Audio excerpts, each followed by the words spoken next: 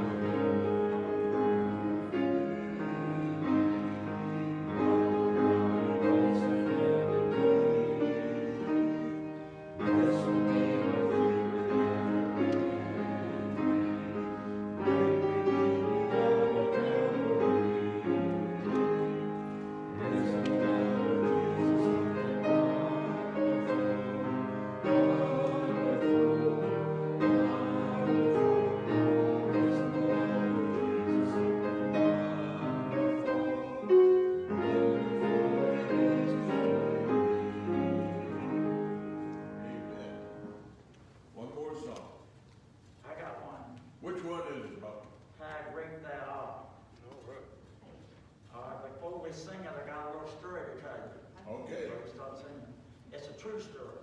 All right. It was in my little devotional book. It was a man and his mama in the house.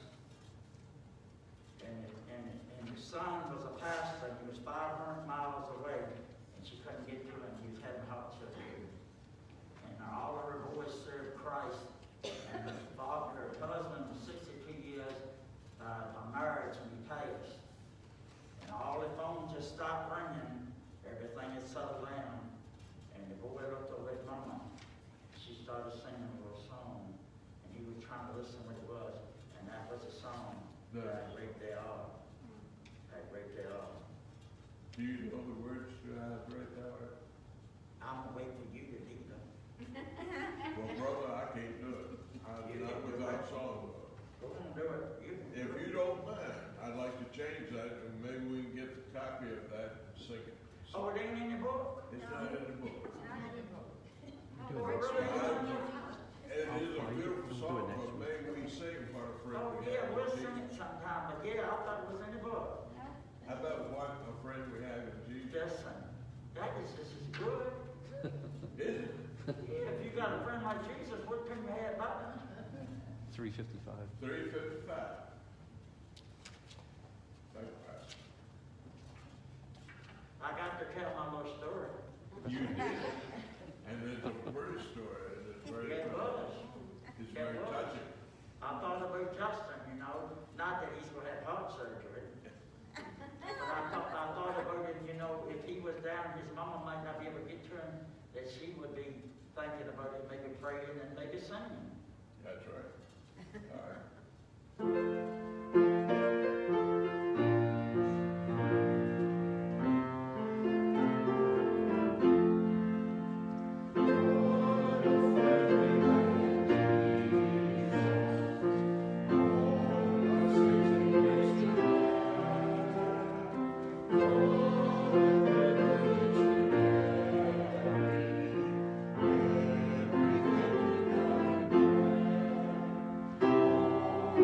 Thank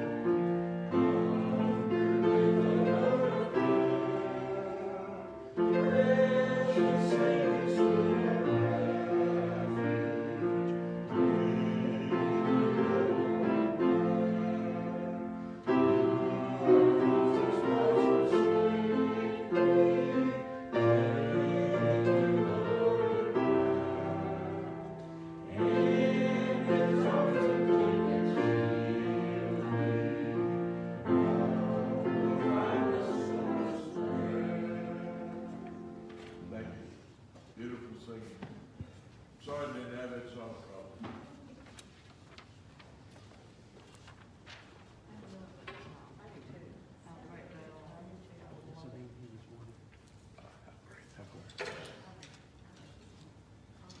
Well, good evening, everybody. Good evening. Hope we all recovered from the storm and now getting ready for the next one. Pastor, you still boiling water? You got electricity to boil water with? Yeah, electricity to boil water. Verse 6. All right, everybody got a copy of your prayer list, I hope? And we'll go through and starting in our cancer list, and again, continue to pray for Brother Allen. And Pastor and I communicated day before yesterday, and Pastor, you had talked to Larry. They were doing something related to Shay's cancer. Did you ever hear back from Larry? No, she was going to see a specialist, and they were doing some different diagnostics on her and whatnot, and we wouldn't hear back. They said probably within a week or so. Okay. So, yeah, he said he'd let me know whenever he heard. Okay. So continue to pray for Shay and her cancer follow-up.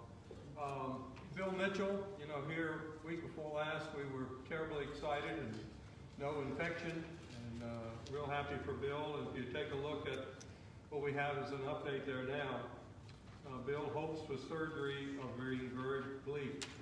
The surgeon is confirming with another hip surgeon to see if it's even possible at all. Wanda will be calling on the 22nd to see if there's any further news. And then he still has the full body scan scheduled for 6 months. So I had communicated with Wanda myself, even though Pastor had this update, and he's been checking on Bill regularly. And Wanda told me just how down Bill was that day when they came back from the doctor. But you can imagine just how difficult that might be because of getting his hopes up and then having that kind of conversation. So continue to pray for Bill. Well, one more thing, Terry, I was getting an what did you say about Bill? Had a meeting with the doctor. And the doctor is saying might not be able to do the hip surgery on Bill. Okay. So there's some chance based on a conversation with another surgeon, but at this point, it doesn't look too good. Continue to pray for Kathy. Evelyn's staying in touch with her, and she is just getting weaker by the day. We have an update here from Sylvia, glaucoma, extreme eye dryness, and possible surgery upcoming. So pray for Sylvia on that. Brother Terry. I just wanted to make just a brief clarification there with Bill too, along with that, without getting into too much detail.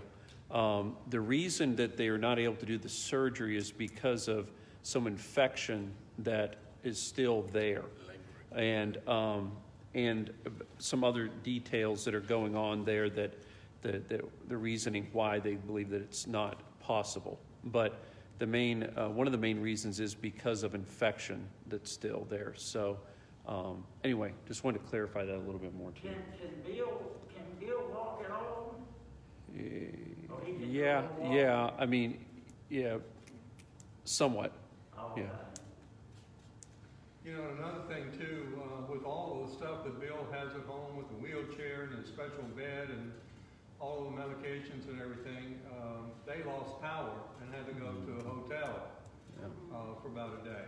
So that must have been quite an experience to have to pack up everything Bill needs and his mobility and be able to get him to somewhere. But they're back home and the power's back. So. And one more thing, not to keep belaboring it, but when I talked to Wanda today, she said that they were already making hotel reservations for tomorrow night and Friday night because of the power situation. So anyway. Okay. For Billy Blevins, he has been moved to the hospital in Bristol, so that's good news there. But I spoke to Joni, and she said she doesn't have any additional word other than the fact that he has been moved. Sandra Brookman had her surgery. She's already at home, and she's doing a bit better. So continue to pray for Sandra. And the surgery went well. Okay. Continue to pray for Emmett and his health. Richard Donahoe Sr.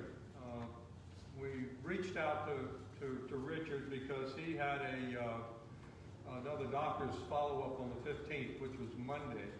And you can see that with the update, the possible congestive heart failure due to the fluids collecting around his heart, a CT scan in March, and a cardiac ablation in April, and still having some issues that need to be taken care of related to AFib. So pray for Richard. He's not out of the woods by any stretch. Back home, as close as I think Newport News. I believe that's Yorktown. Yorktown. Okay, he's Close. got his RV parked down in Yorktown, but at least he's closer to home than he had been. And he also before said, you know, continue to pray for Sandra because she was still recovering from the fall that she had had. Mm-hmm. Look at the next one. That's new. That's Richard Driver. That's Jed Driver's brother-in-law. He was found unresponsive in his North Carolina home, had been there for several days, and had now been in the hospital for 5 days. Kidney failure, dialysis, AFib, pneumonia, and on life support. So you can see that Richard is not doing well. And we also want to pray for Jed and Debbie because they're en route, maybe already down there by now, but they were headed down to North Carolina to check on Richard. Want to thank everybody for praying.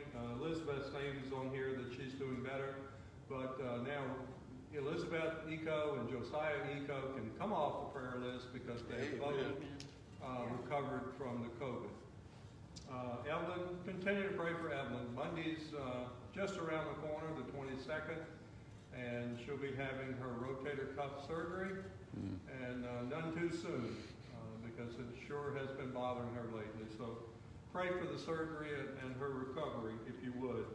For Betty and Russ Spoyle, both of them at home. Russ is improving, and they're even talking about him going back to the doctor back to work within a couple of weeks, and has a follow-up appointment on the 23rd. And Betty went back to work last Monday, and she was real happy about that.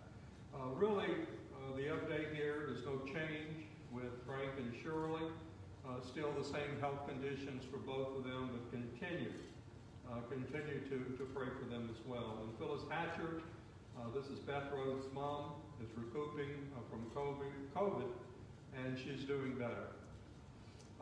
Alice Johnson, we have good news on Alice in one sense, that she had a doctor's appointment on Monday because they thought that the doctor thought that the continued pain that she had in her lung, it had been going on for so long, he thought maybe it was not pneumonia, but maybe a blood clot. But they were able to confirm by the x-ray that it is not a blood clot. So that part is good news. And she and Ray have both received their first round of the COVID shots. And Ray, the only difference on Ray is continue to pray for Ray. He's very despondent over the fact that he just absolutely doesn't have any energy. Even walking from one end of the house to the other, he just completely gets worn out. So pray for him. And Eloisa, I haven't gotten a report. She had a doctor's appointment on Monday, but I don't know the result of that as yet. But continue to pray for Eloisa, and also reach out and give her a call if you get a chance. Martin Scott, that's Kevin best friend, and still dealing with the AFib and very weak and discouraged. And I had a chance to talk to Sue a few minutes ago. Sue's doing well. She's got a follow-up on the 25th, and she seems to be pleased with the way things are going. And Beth Rhodes has many health needs. The injections were too painful, so she can't do anything with that related to her knees.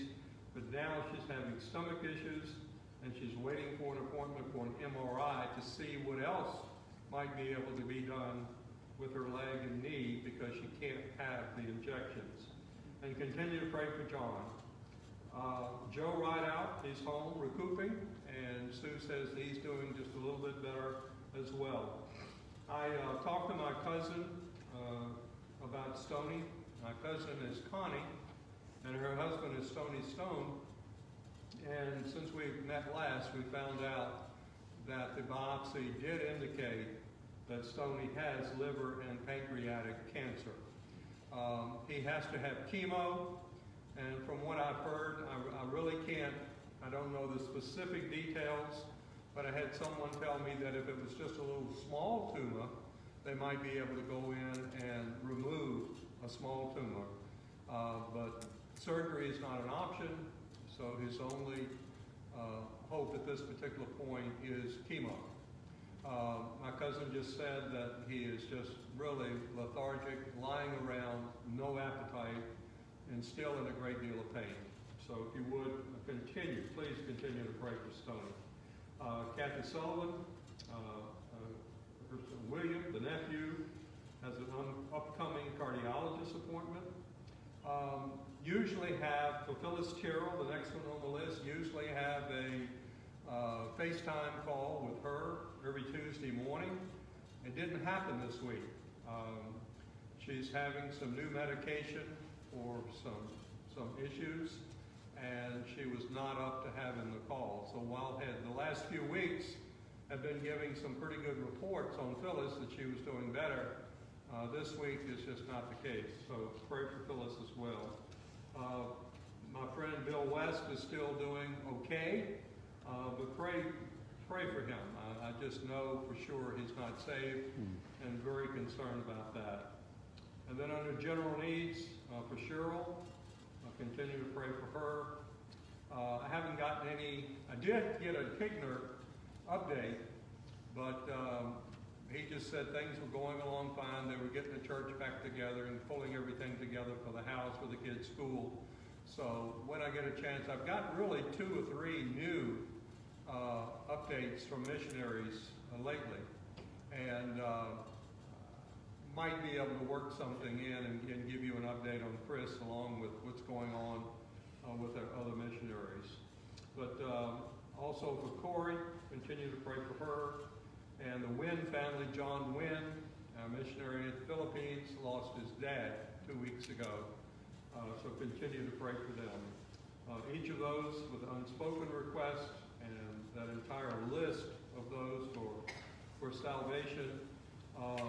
On the back, continue. I know that we go through the list for our folks that are specifically on the list, but everybody, I know all of our folks, have got some need of prayer within our church family, and pastor, his family, right. And you know, even just with the weather and losing power and the not being able for 3 weeks in a row not to be able to have church. Devastating, but you know, the Lord is in control of that too. So we can't do anything about the weather. All we can do is keep our people safe and secure, and hopefully this storm will be over on Sunday. Yeah. So hope we'll be back this Sunday. And I certainly hope that will be the case. So continue to pray for our church and all the needs that are there, and for our nation and our leaders. And also Carol Ailiff is still doing well and recovering from her back surgery. So continue to pray for her as well. So, Christina. We can take Amy Land off. All right, we can, okay. All right. So we can take Amy Ladd off of the prayer list. That's good news.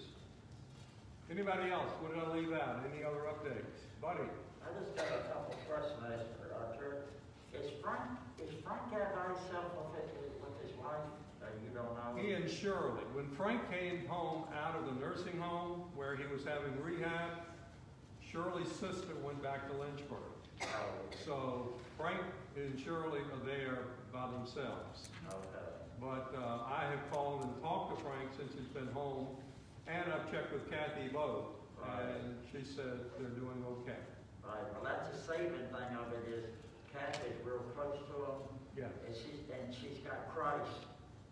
And I mean, they surrounded with some Christian people, so that helps. And Emmett, does he live alone?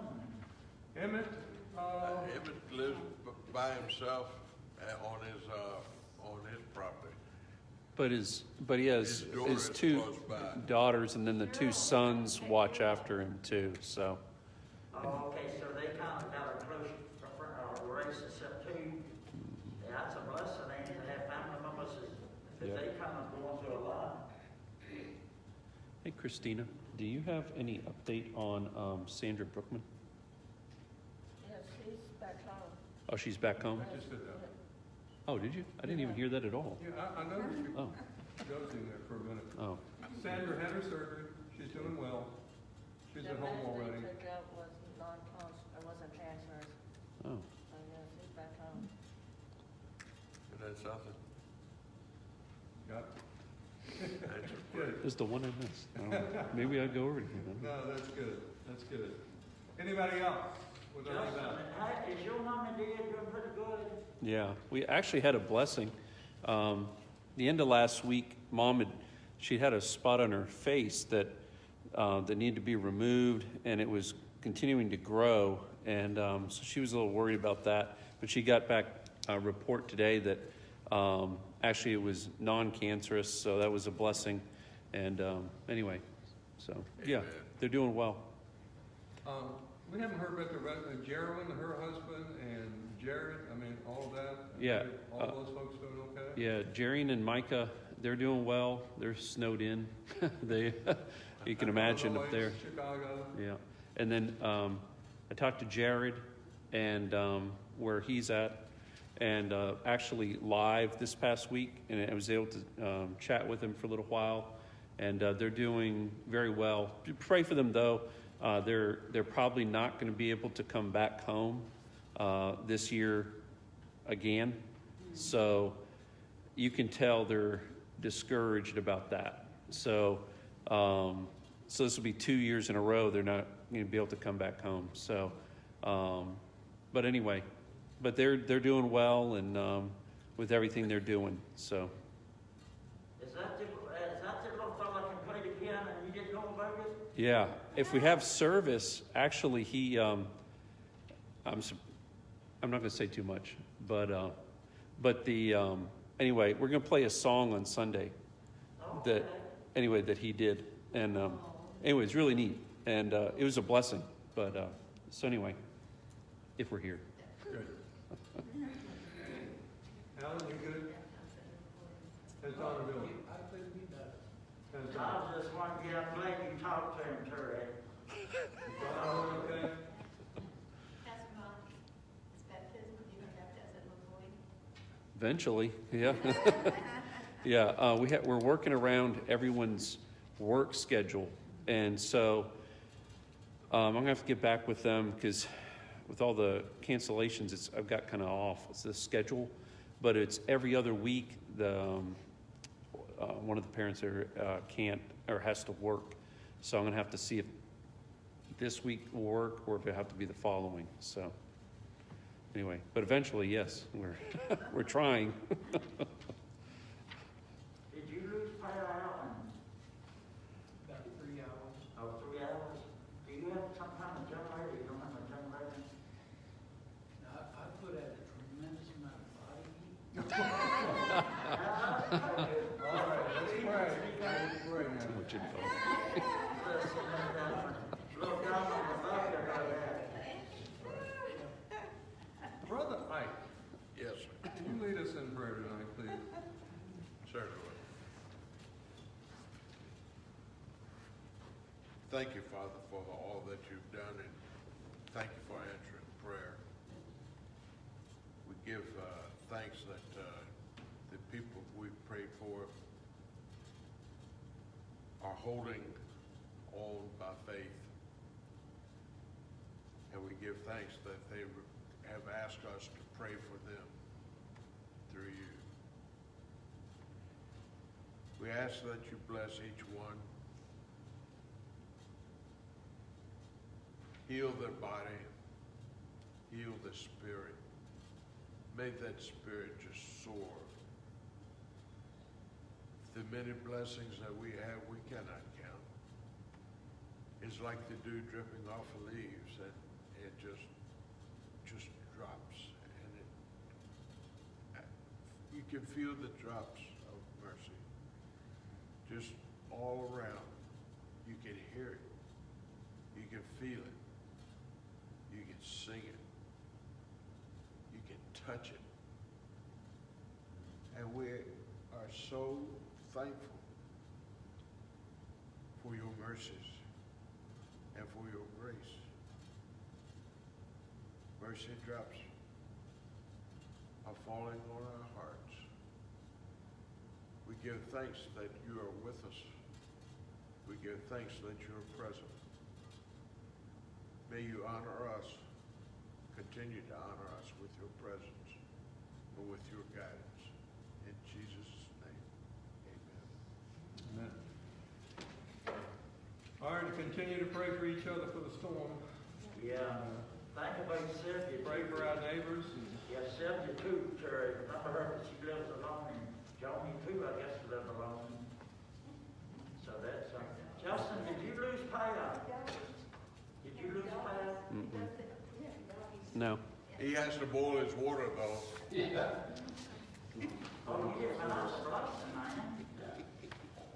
Yeah, a house full of women without power. Without water. Actually, you should be boiling notebook water. Yeah, even when it is working. Really? Oh, well, that's another whole conversation. Yeah, that's right, Joe. They did have something about your water, didn't they?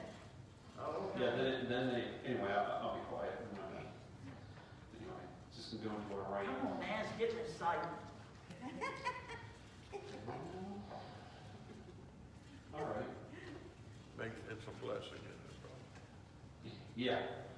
Yeah, that's what it is. All right, Job 38. We left off in verse 25 last week, here in Job 38. And anybody remember what the last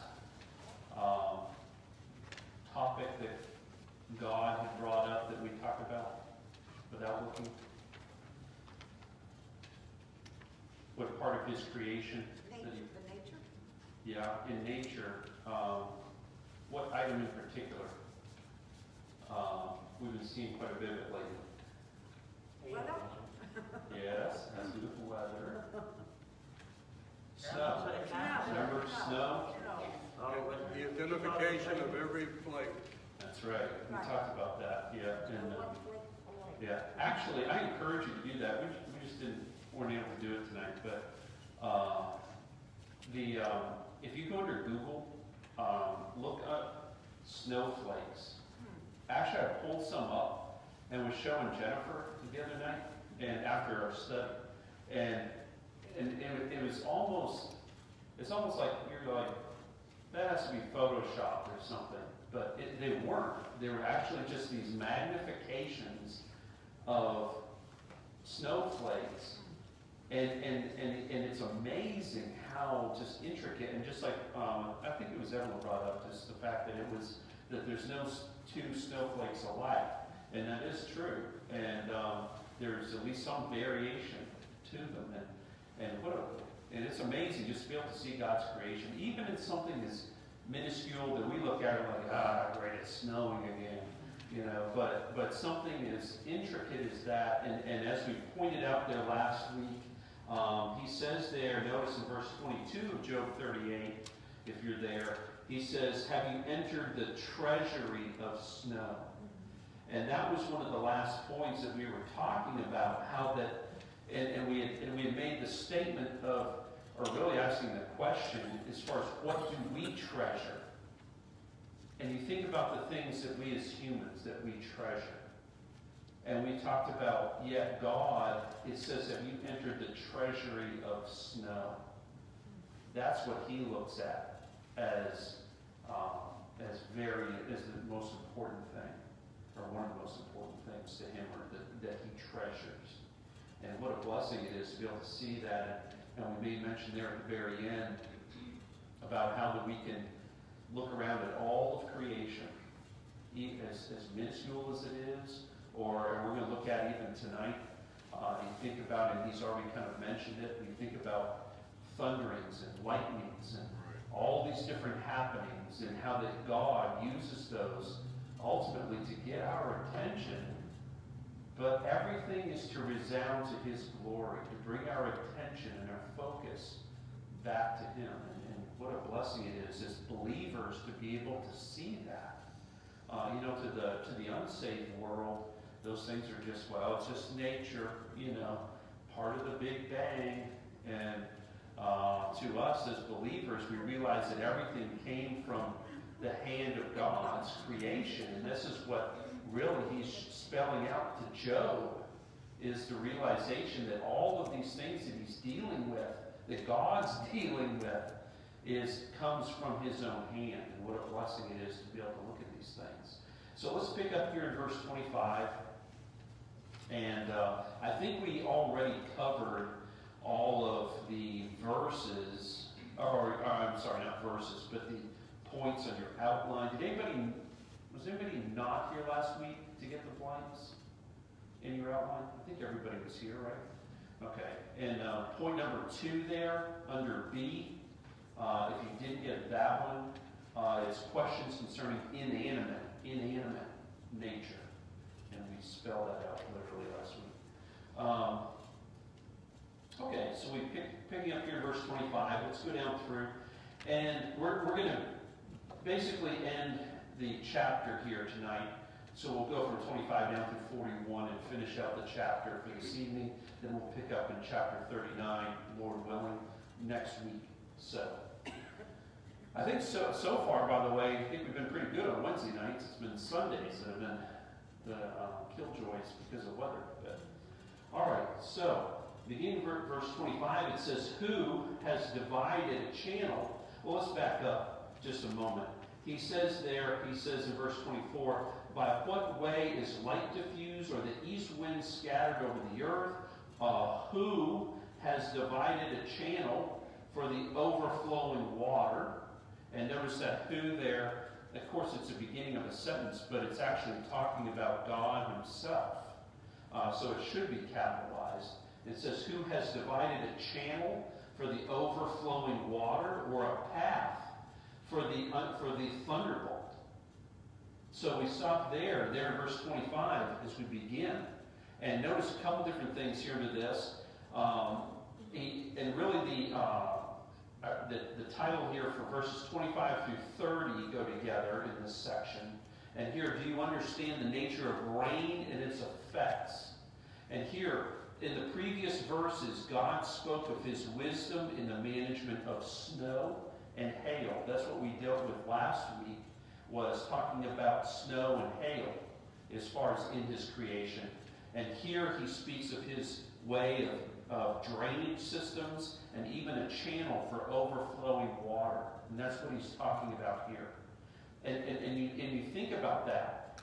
God, in his, not only in his wisdom, but in his might, even created a way, even as we put here, the drainage systems, and as he talks about there, verse 25, has divided a channel for overflowing water, or a path for the thunderbolt.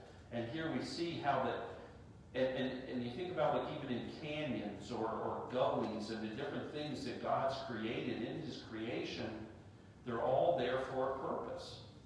And what's the purpose of that? So that we all wouldn't drown again, ultimately. And you think about that, and even in his own wisdom, he's created all these different ways for waters to flow and to be diverted and everything else, so that will not occur. Well, let me pause there. Except for the once, he created so much rain, right, that it did flood. So it didn't matter if there was gullies or whatnot. But except for that one instance. But of course we know that was because of judgment.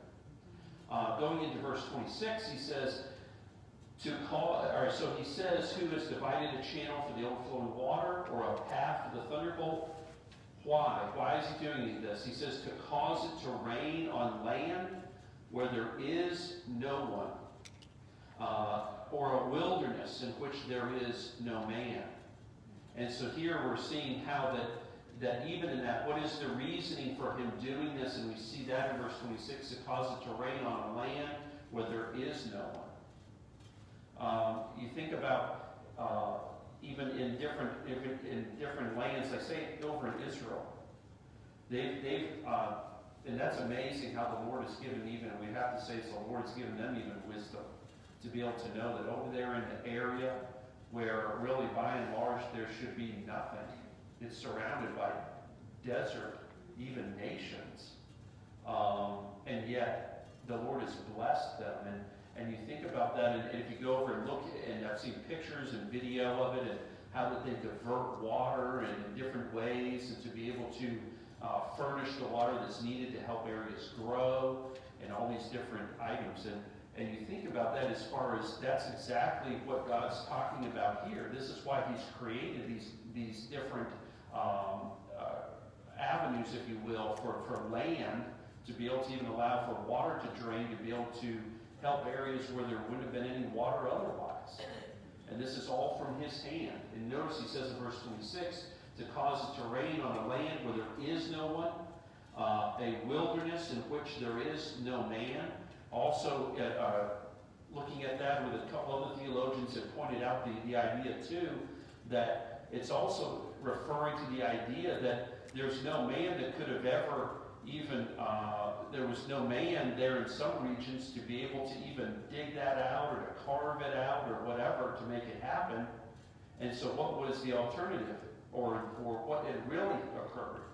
What really occurred was God did it. He allowed all this to take place in different areas where there was no man even there to take credit, if you will.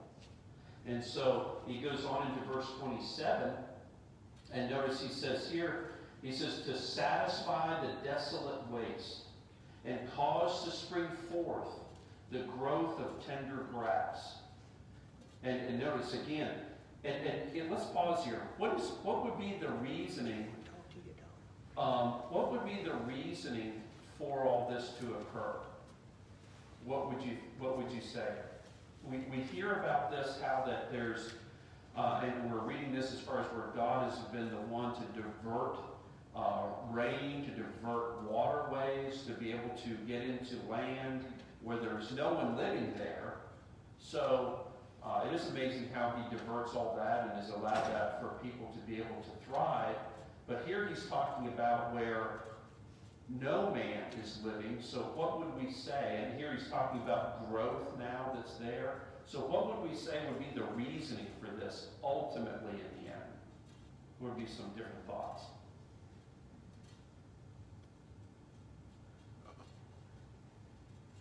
Any ideas there? I think we'd have to come back to probably saying that it's all for his glory, right? You think about, there's even in space, go back to space, just for instance. There's areas that, man, things that they're going to be able to keep going and going and see it all, right? It's never going to occur, by the way. It's hard to burst a bubble, or Hubble.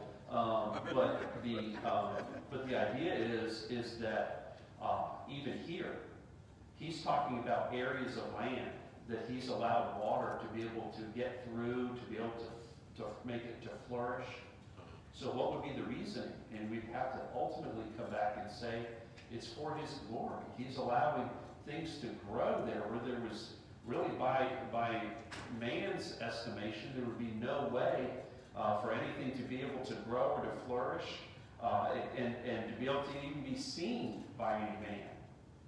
But it's all for God's glory. We made comment about, some of the pictures you see out west, and some of these beautiful mountains and down in the valley areas are just flourishing with all these beautiful, just natural flowers. No one's planted them as far as mankind, but it's God. You see these lupine and all these beautiful flowers that are there, and these pictures people take of them, and you have to say, what were they there for? And ultimately, we selfishly, for us to enjoy. Well, ultimately, I truly believe, once again, it's for God's glory. And Amen. once we see them as mankind, to pause and give him the glory that's rightfully due to his name and to his creative hand. And that's really what's going on. And here, we have to, I think selfishly at times, we as humans look at God's creation like, wow, he did all this for us. Well, maybe some degree, but ultimately everything he created was for his glory. And believe it or not, for you and me too. That's why he's created us. Not to just go down here and work a job and, live a life, have a family, and die. He created us to glorify himself. Amen. And that period, that's it. That's where it began, from the very beginning in the garden, and that's where it all went awry too. But that's why he's created everything. As we come back to these verses and we see this, where he says, who has divided a channel for the overflowing water, or a path for the thunderbolt, 25, 26, to cause it to rain on a land where there is no one, a wilderness in which there is no man. So, and then he goes on in verse 27 and says, to satisfy the desolate waste, or cause to bring forth the growth of tender grass. And this is what he's doing in allowing for all this to occur. Then notice in verse 28. And then he asks the question here. Notice a very interesting question. He says, has the rain a father? Or who has begotten the drops of dew? Here in verse 28, he asks this question, has the rain a father? I thought it was interesting if you go back in Job 36, verses 22 through 37, 24. We're not going to read all those verses, but just in reference, Elihu used the water cycle as an example of God's greatness, if you remember that. Or recall that. Elihu was talking about the water cycle and how, with the evaporation and the various cycles of the water. But also with that, here God takes credit for knowing how everything was designed and maintained. Why? Because he made it so. So he asks the question here once again in verse 26. Or I'm sorry, verse 28. He says, has the rain a father, or who has begotten the drops of dew? It's sort of a rhetorical question, isn't it? Why? Because was it Job that did this? Was it Job that knew how all this happened and he was the one that could take credit for it? No. And it wasn't any of the friends, and it wasn't any other man or any other of mankind. Here in verse 28, it's a rhetorical question. Has the rain a father? Absolutely there is. He asks the second question, or who has begotten the drops of dew? Who is it that's allowing these things to occur? And it's right, exactly, absolutely. It's God.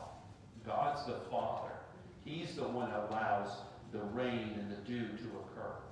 So once again, he's bringing all this back to Job and to his remembrance, isn't he? And so we go on in verse 30, he says, the waters harden like stone, and the surface of the deep is frozen.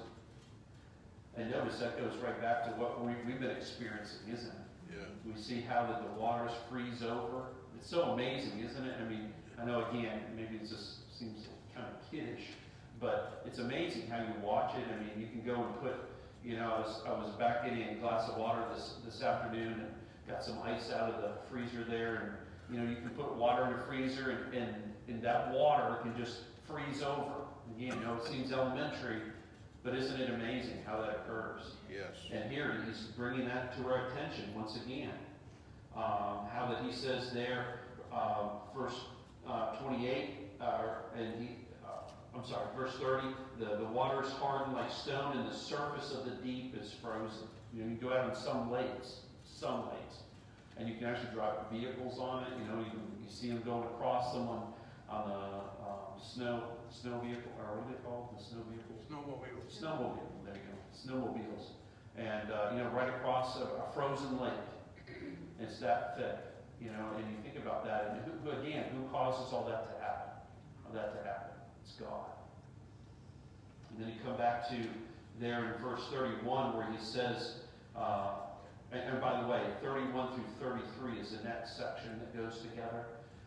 And the question here is, do you know the nature of the constellations? So first of all, here this evening from 25 through 30, he's talking about rain and the effects of rain and water. Also here in 31 through 33, do you know the nature of constellations? And he says here in verse 31, can you bind the cluster of the Pleiades or loosen the belt of Orion? You can kind of see some of the sarcasm here too, right, from God. And he says, can you bring out Mazzaroth in its season? Or can you guide the great bear with its cubs?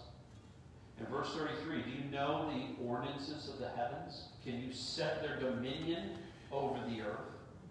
And a couple different thoughts here into this is verse 31 there. Notice he says, can you bind the cluster of the Pleiades or loosen the belt of Orion? Of course, here he's talking about God not only challenged Job's lack of knowledge, but he exposes here Job's lack of might and greatness in comparison to God himself. And that's what we see going on in these verses. And notice here in verse 31 again, can you bind? And again, who's he talking to? Talking to Job. And once again, as we've been saying along the way, it's great for us to be able to pause at moments and put your name, my name, in place of Job. And to be able to realize, hey, those moments maybe when we think that we're maybe a little something, God has a way of bringing us down, doesn't he? And this is another one of those where we need to pause as we're going through this and we're like, man, you know, slack off, Job, you're losing the fight here. You know, God's definitely winning. And the idea is here, that's exactly the point. We have nothing in this world to brag about, to boast about, because we have to realize that everything that we have comes from God and all of creation. And that's what he's making abundantly clear here. Everything comes from the hand of God. And this is what we're seeing once again. And so he asks the question, can you bind the cluster of the Pleiades or loosen the belt of Orion? Could you make that to be wider or narrower? Absolutely not. We don't have that kind of power. No one does, except for God. And he goes on, can you bring out Mazzaroth in its season, or can you guide the great bear with its cubs? Do you know the ordinances of the heavens? Can you set the dominion over the earth? And again, the answer is no. No one can do that. Job couldn't do that. We couldn't do that. Notice in verse 32 there, little side note with 32. Generally, this is verse generally understood as the signs of the zodiac, we would say. Not that we should put any stock in that, as you could say. But the signs of the zodiac, but whatever they are, the point is clear. God leads them around the sky as he pleases, a thing that no man can do. And that's exactly what he's spelling out here to Job, is that how he set everything in place. No man can touch that, you know. And, Dad, I was on the phone with Dad about a week or so ago, and he said that he was out going to the temple. And he was talking about that. And anyway, we were talking about just, out in the sky, and we were bringing out just how it's so amazing how he can go out there in down in Georgia and look up and see the same thing that we can see up here. But we can, and why is that? Again, as we're talking about, it's all to bring glory to God. They can see that, we can see that. The same moon that they see, we see, and why is that? It's to bring glory to God. So we have to ask the question, don't we? Are we doing that? As we see, even as we look up into the heavens, we see, twinkle, twinkle, little star. Why is that little star there? To bring glory to God. Also, Verse 33, notice verse 33 says, do you know the ordinances of the heavens? Can you set their dominion over the earth? Here Job probably knew about the arrangements and the patterns in the starry sky, but could never be able to explain the natural forces which govern this arrangement. Or the mind, or we would also be able to say, or the mind of God as to why he arranged them that way. And so once again, we can look at them and we can appreciate them, but to be able to realize that it's only by the hand of God that they were actually put into their place. And what kind of power that is. And to be able to just speak, and those things are set in an arrangement. What a blessing that is, to be able to realize that. You know, we mentioned that a few weeks ago that, you know, we don't worship a puny God. We're not going out back and, you know, praying to some big rock or sculpture or whatever the case may be. We have the opportunity, just like we went through this prayer request list at the end tonight. We have the opportunity to be able to approach that same God, realizing that he has a will for every one of those requests, and praying for his will to be done, as the verse says, on earth as it is in heaven. And that should be our purpose too, isn't it? Then we go into verse 34, down through verse 38. Here this grouping goes together, and really the question would be, do you know the nature of clouds, weather, and the human mind? Here are verses 34 through 38. And notice verse 34 says, can you lift up your voice to the clouds, that an abundance of rain may cover you? He's asking Job, you know, can you just speak to the clouds at your whim, and rain will just come on down? Of course not, right?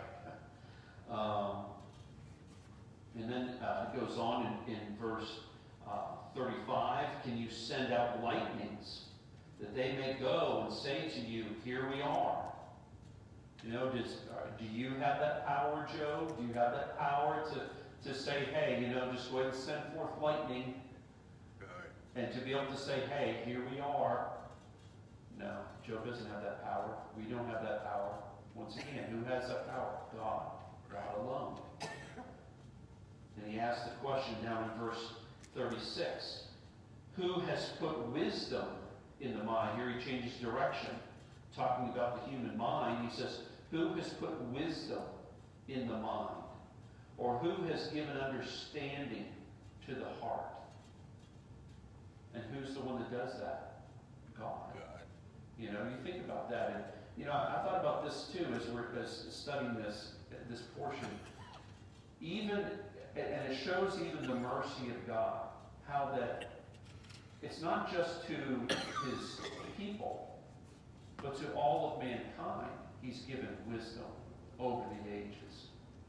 You know, you think about the individuals that we're praying about as far as for health concerns. He also uses doctors and nurses and medical staff and the wisdom that's been really entrusted to them. But once again, where did all that come from? Was it just because, oh, they were just born with a brilliant mind? Okay, but where did that come from? God, right? God's the one that did that allows that. And what a travesty that is when people don't recognize that in all their wisdom and give him the glory that's due to his name. And here we see that once again in this verse, in verse 36, who has put wisdom in the mind? You know, and once again, you know, so many people take great pride over maybe their wisdom, whenever really, when we stop and think about it and come back to its source, it all comes from God. Really, there's nothing to take credit for. It was God gave it to us. And then it goes on into in the end of verse 36, or who has given understanding to the heart? Verse 37, let's pause there. Verse 34 there, can you lift up your voice to the clouds? Here, a couple of thoughts there from verse 34 and 36. 34, Job was not only powerless over the sky, he was powerless over the clouds and lightnings as well. Kind of a no-brainer type of, I guess you could say, statement. But God's reminding him, you are powerless over these aspects of my creation. You're only there basically as an observer. And that's exactly what we are. We can't do a thing about when lightning strikes. But we're an observer. And what are we to do, or what's the purpose of our observation of that? To give him glory. And then verse 36, where he says, again, who has put wisdom in the mind, or who has given understanding to the heart. Here Job knew man had intelligence, but also knew his intelligence wasn't random or chance or a mysterious process. It was designed by God. So once again, any wisdom that Job had, and you would have had to have had wisdom. You think about everything that Job owned. It had to have been a good manager, right, to be able to own all those things and be able to keep up with all of that, and the servants and everything else. You'd have to have quite a mind to be able to keep up with all those things, and a businessman, obviously, as well. But again, who gave him this mind and intelligence and wisdom? God. And God's reminding him of this same fact. Then he says there, notice in verse 37, he says, or who can number the clouds by wisdom? You know, that's one. You know, you go out on some mornings and you know, there's clouds everywhere, but then there's some mornings you go out and there's maybe like one. And so it's so random, right? But you know, I think about that even, you know, and how that even clouds themselves, and he brings even the attention here to it. And you go out and all of that, and even the patterns of clouds. I know they've got, most of them all got names to them and everything else. And you say, oh, well, that's just, you know, whatever the names they are. I can't remember all that. It's been a few years. Cumulus, okay, there's one. Goes on from there, right?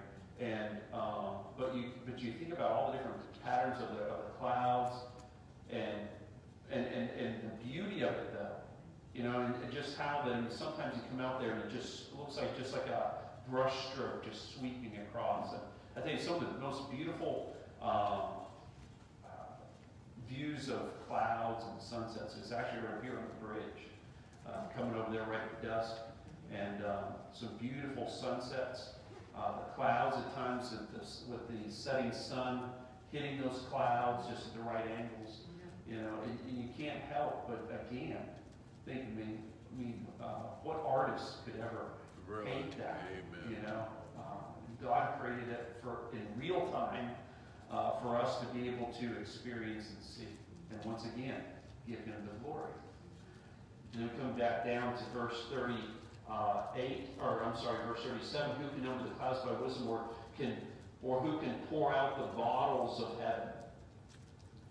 When the dust hardens in clumps, and the clouds cling together. And so once again, he changes it totally, doesn't it? He's been talking about the amount of rain, about thunder, lightning, all these different pictures. But then he comes back down to verse 38, when the dust hardens in clumps and the clods cling together.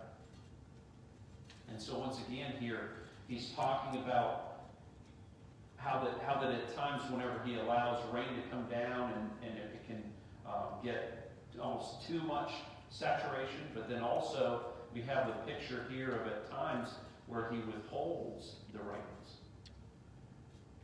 And sometimes we have to look at that too, and we have to say that, you know, at times even in history, God has actually withheld rain, has withheld some of the things we take for granted to be able to get our attention. Alan and I were talking about even just, you know, with all these ice storms and everything else, and how that it's hitting all through the whole country, you know, and how that sometimes you have to ask the questions, God just trying to get our attention as a nation. You know, we think about the amount of even snow and ice. It's even down in parts of Texas where it's record-breaking. Some of my family lives in Wichita, right around the Wichita, Kansas area. I mean, they're getting pounded. So it's like no one's coming out of this unscathed. And once again, you have to ask the question, why is God allowing it, right? And sometimes it's to get our attention back on Him. Amen. And then the last few verses here, verses 39 through 41, notice what it says. It says, can you hunt the prey for the lion? So, if you were brave enough, would you be willing to go out? Are you able to go out and hunt for the lion itself? Are you able to do that, Job? He goes on, he says, or satisfy the appetite of the young lions. It's not only to provide for the lion, but then he has cubs. So you've got to provide for them too. Are you able to do that? And you think about some of the, terrain where the lions even live. Down in the Sahara. Most of us probably couldn't even survive living in those conditions, much less to be able to go hunt for the lions. And so here we've got all that going on, right? And so, but he proposes this question to Job where he's asking, are you able to do this? At your hand, or do you have the power to make this occur? He goes on in verse 40 and says, when they crouch in their dens or lurk in their lairs to lie in wait, who is it that put this in their makeup to know? I mean, here you've got these huge big lions. I mean, probably everyone's gone to a zoo and seen a lion. I'm glad you're on that side of the cage. And the idea is that here's these big, huge lions, but yet they can go and sneak up on prey and be able to catch them. And even, you see like gazelles and things of that nature that are very, very fast, and they're able to still catch them because of the craftiness of how they sneak up on them. I believe truly that's why Satan is at times given that definition as like a roaring lion seeking who he may devour, because he's crafty that way too, isn't he? And so we see this here where he says, but he's asking Job again the question, are you able to do this? Are you able to provide food for yourself or for the lions themselves? Or are you able to go not only that, but to also be able to provide for the cubs? And what's the answer? No. The answer is no. At times we have hard enough trouble trying to feed our own at times, probably. And so here, and he ends up, he says, or puts it within them. Think about that, verse 40 there, where he's talking about how they crouch in their dens or lurk in the lairs to lie in wait.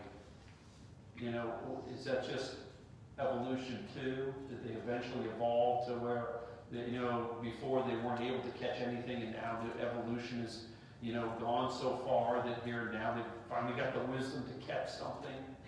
No. God put that within them. I was thinking about this too as we were looking through these verses and studying this out this past week. We should be thankful for these verses that we're reading and what he's dealing with, so that when we look around and take it for granted, but we understand, just like he's talking to Job, as we talked about earlier this evening, you can put your name, my name here. Justin, do you understand that you're not able to even feed a lion on your own? You don't have that power to be able to do that, but I do. And he's the one that allows that to occur. I don't have the craftiness to be able to put that into a lion, to be able to even know how to hunt. But God does, and he did. And to be able to realize all these different things, from talking about raindrops, to talking about snowflakes, to now talking about lions and how they're able to hunt. And God did all of this. And you can imagine Job sitting there. Sometimes you have to, put yourself in his position, just sinking deeper and deeper and wishing he had a shovel to put himself deeper than he is in relationship to what God is saying to him and applying at moments. And he says here in the end, he says, verse 41, which ends the chapter, he says, or who provides food for the raven? So now he changes it up again, doesn't he? He says, or who provides food for the raven, for the birds? when its young ones cry to God and wander about for lack of food. So here you see that even in birds, how that, who is it that puts it within them? And everyone's seen a little nest. Every year they nest right out back here on that little, right inside the little overhang. And you can hear them out there chirping for their mom because they're hungry. And, and who puts it within them to be able to chirp, to let their mom know that, hey, dinner time. It's God, once again. God's put that within them and put that even within the mother to be able to go out and find that food and comes back, even at times, even at their own peril, to be able to come back and be able to nourish those little ones. And here he uses the raven, but really you could use any bird. Because really, they all operate in the same type of direction, really, in how that they operate. So here, a couple different thoughts. Here, verse 41, God provides food for the birds, and no man or Job could do so.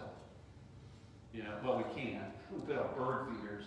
We're just making them lazy, but we can put those out. But as far as putting it within them to be able to feed, no one can do that.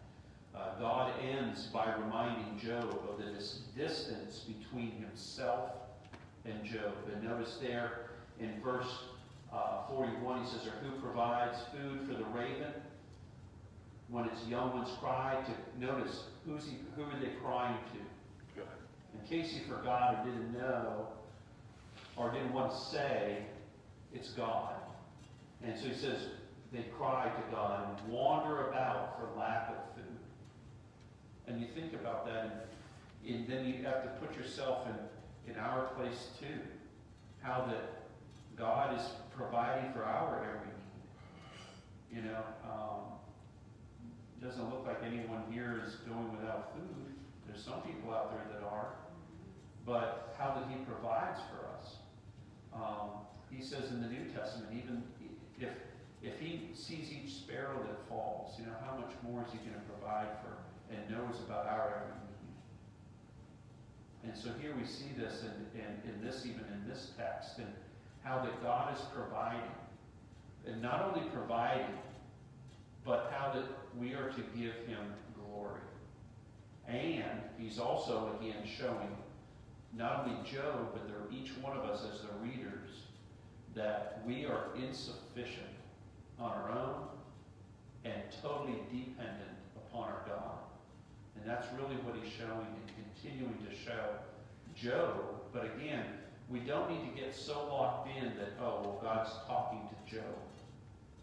We need to look at this almost as a third person, but applying it to our own lives. Realizing that, hey, he's talking to Job, but I need to be soaking up these truths for myself. I need to be able to apply these to myself. And realizing that, hey, at times, maybe I forget where the snowflake comes from. We get frustrated because we're having to shovel it. Well, where does it come from? We think about, as he talks about the drainage systems and everything that he's allowed to occur, not only to be able to keep it from flooding, but to also to be diverted, to be able to help areas that would have never got any kind of water substance otherwise, to be able to flourish. And he talks about all of this just in these few verses of this chapter. And this is just basically not even touching how great our God is. And so he's just pointing out some various areas here and he's going to continue as we go along. But here, once again, we're starting to catch just a glimpse of how powerful our God is. And you think about that as we close. Let me read this real quick as we're ending. There's a theologian, his name is Elmer Bernard Smick. I think that's how it's S-M-I-C-K.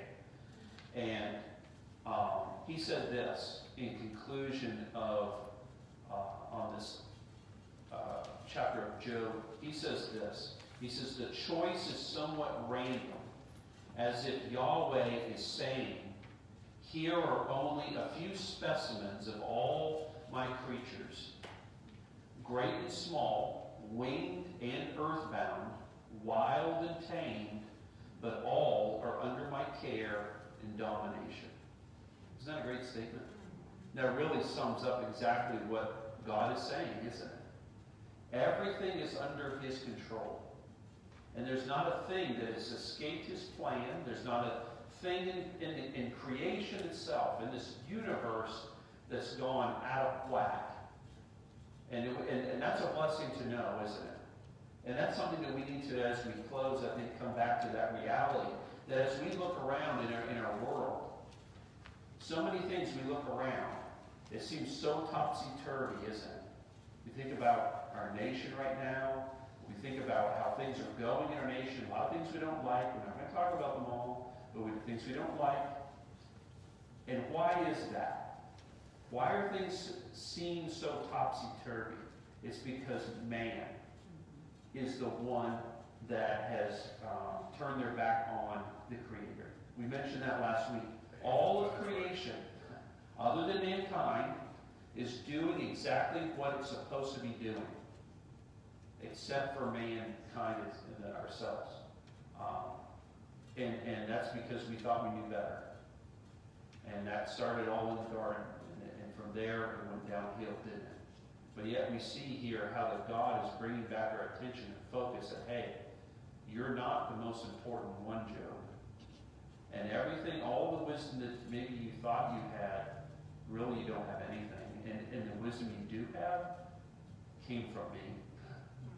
And so we have to keep that in mind too, don't we? Everything that we have, everything that we are, everything that we can ever attain to is all because of God.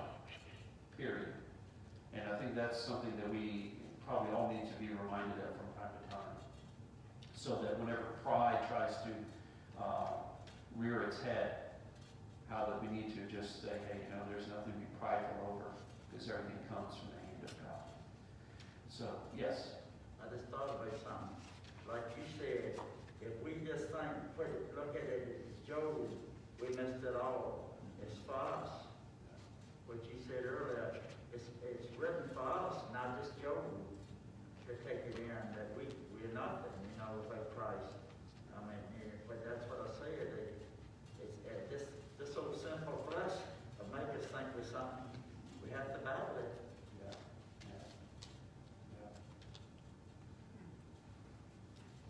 Good. Well, let's close with a word of prayer as we end tonight. Appreciate your attention tonight, and appreciate this portion of Scripture too, don't we? Let's look to the Lord in prayer. Father, thank you so much just for this time together tonight.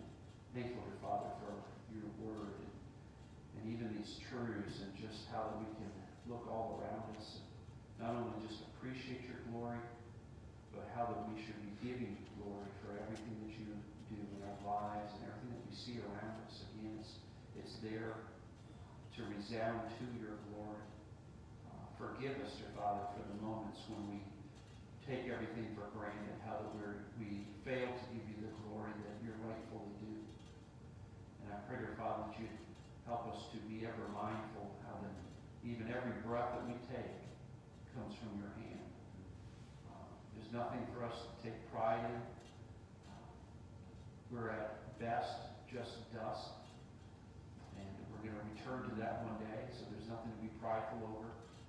And I pray, dear Father, that you'd help us to be continually mindful of the reality that we are to be giving you glory in return as you show us these things in various areas where we're maybe failing. Forgive us of those areas, and I pray you help us to go on and to be able to bring you praise and glory in every aspect of our lives. And we ask these things in Jesus' name.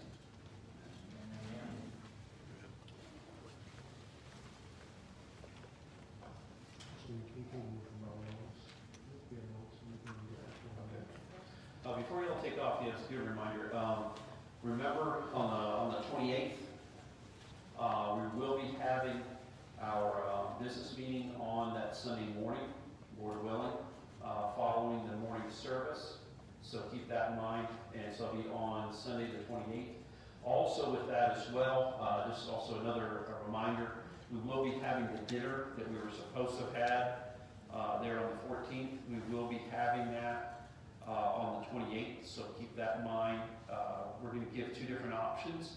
You can either stay and eat, and there'll be plenty of room to spread out and everything, or you can get it to go. So you have the two options. So if you don't feel like you want to stay, that's perfectly fine. We'll have to-go boxes, and you'll get the exact same meal that everyone else will, and we'll have that available. And the price is just $6. You don't have to pay ahead of time, just pay the day of, and we'll go with it like that. And so anyway, we're looking forward to it, and looking forward to having just a good time together.